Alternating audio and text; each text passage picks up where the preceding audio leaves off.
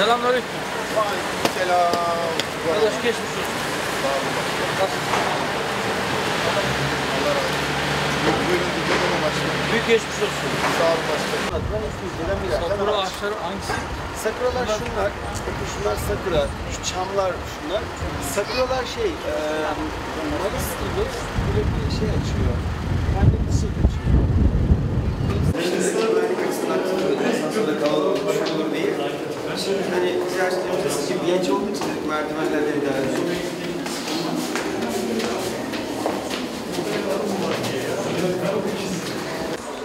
Normalde bu Kocaeli'de kullanılıyor. Bildiğimiz arabalarla. Bu binanın altında sismik izolatör var. Tam 2068 tane. Dünyanın sismik izolatörlü en büyük binasından bahsediyoruz. Şurada da bizim iklimlendirme binamız var. Aynı zamanda orada trijenerasyon var. Yani doğalgazdan biz kendi elektriğimizi üretebiliyoruz. Elektriklerimiz var. Bir de 72 saat bizi taşıyan jeneratörlerimiz var. Bütün bağlantılar elastik kopmamak üzere kurgulanmış. Yani afet halinde hiçbir şey olmadan bütün sistemi döndürsün diye her şey aslında düşünülmüş bir hastane. Sana geliyor. O aslında ana altı değiştirmemişler. Buraya gidiyor. Yani şuradaki ana altı değiştirmemiz lazım. Buranın devamı, bütün buranın üzeri buradan gidiyor başkanım. Burası girişinde bak. Nasıl çıkışında dağılıyor. O handikaplar.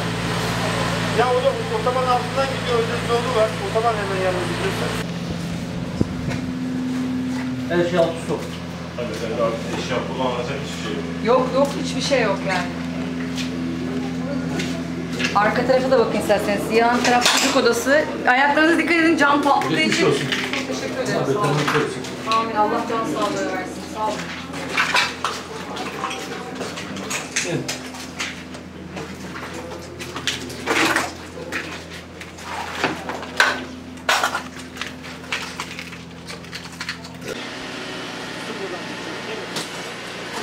Burada yaklaşık olarak kayıtları kesin diye belki zor olacak tekrar etmek ama Yani ben not alacağım. kayıtlardan ziyade kamera çok istemiyorum da. Tamam. Sen de son çek. Şimdi şöyle söyleyeyim. Ben 2004 yılından beri buradayım. Bu caddedeyim. Bayan olarak, girişimci bir bayan olarak mücadele vereyim. 6 kez buna maruz kaldım, bu olayı aynen yaşadım her defasında. Tam 2 ay önce ben kredi çektim, dükkana tadilat yaptım. Çünkü yenilik şart. Seçimden önce bir başladı ekonomik kriz. İnanılmaz derecede zaten işlerimiz yoktu. Şu an bu sonuçta ben de mücadele edebilmek için kredi çektim. Dükkanımı tadilata yaptım. Daha 1,5 ay geçti. Ama benim dükkanda hiçbir şey yok şu an. Çay bardağım bile yok. Ne zamandan beri 6. geziydi? Kaç yılda? Yani her 2 sene evde oluyor kesin. Ne zamandan beri buradasın? 2004 yılından bu yana. 4'ten bu yana Evet. toplam 6 6 kez su var. Evet. Evet. Şu an bazılarının çekimlerin yarısı caddede. Yani hiçbir şeyim yok. Şu an sil baştan. Allah can sağlığı versin. Eyvallah. Evet. Tabii bu bir afet. Ki buranın afet bölgesi, ana ülkenin afet olarak ilan edilmesi ve buna göre bu hasarın ödenmesi. Ama ondan da önce siz öğrendiniz. Çünkü bir şey bir defa olur, iki defa olur.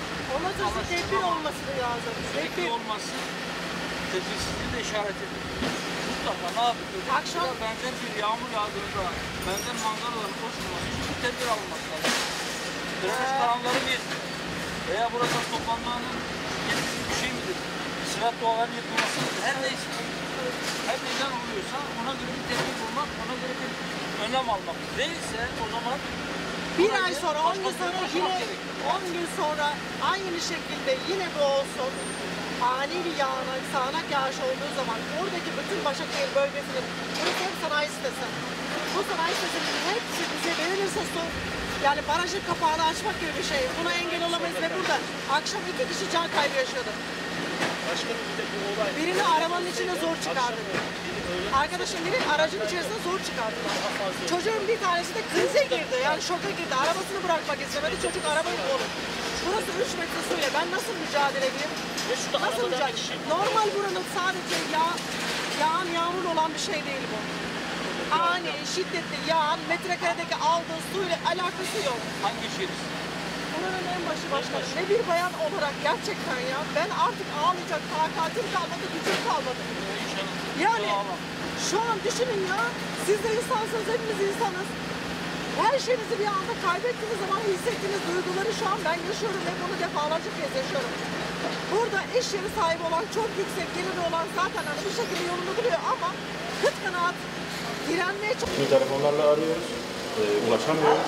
Aslında böyle bir afet anında kritik yerler belli bir Başakşehir'de daha önemli değil. Buralarda belli yerlerde arkadaşlar bulmuş olsalardı yani müdahalede hızlı hareket edebilirlerdi. Biz hiçbir yardım gelmeden, biz hiç 2-3 saat boyunca, 4-5 saat boyunca herkes burada panik halinde bekledi. O şekilde sular da yükseldikçe yapılacak hiçbir şey yok. Araçlar da zaten. Teveccüh tarafı canı bir şey gelmiş olması. Öyle başladı. Yani 2 saat erken olsa gelirdi başkanım. Mesai saatinin dışında oldu olan. Evet. Rabbim muhafaza etsin. İnşallah tekrar böyle bir şey yaşanmaz.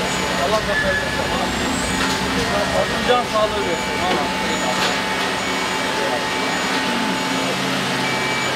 Selamünaleyküm. Kolay gelsin.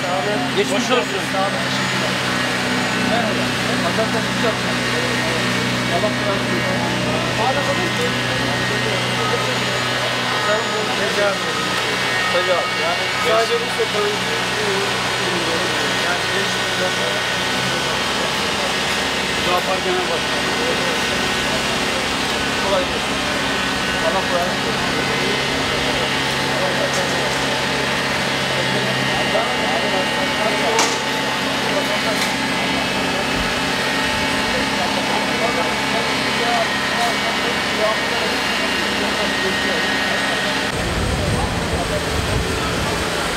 Böyle insanların aileleri tek tek gitmeye gerek yok.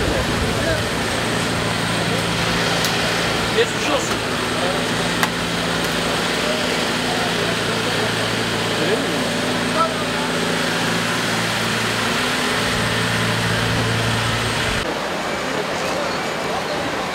Nereye geçecek? Bu tarafa geçecek.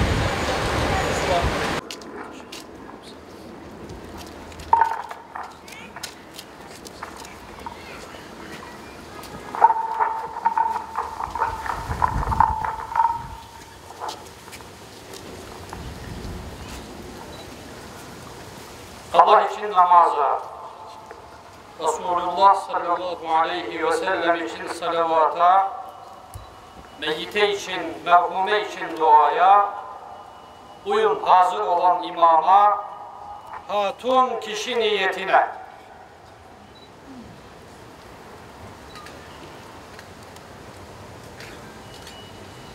Allahu Ekber.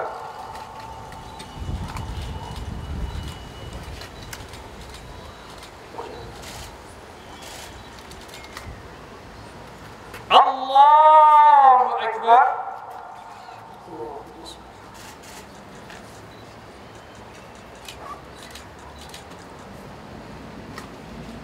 Allah.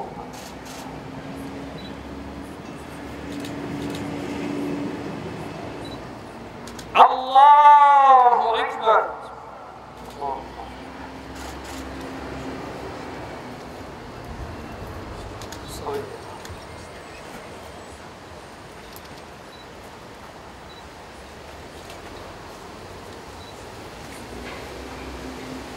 Allah.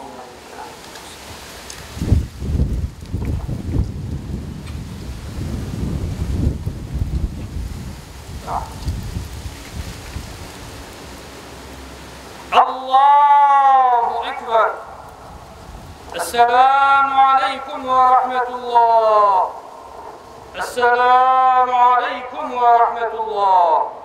Merhumenin ruhu için, kâffe-i ehli iman ve ehli İslam ervahı için, ümmeti Muhammed'in sıhhat ve selameti için, bütün geçmişlerimizin ruhu için, Allah rızası için. El-Fatiha.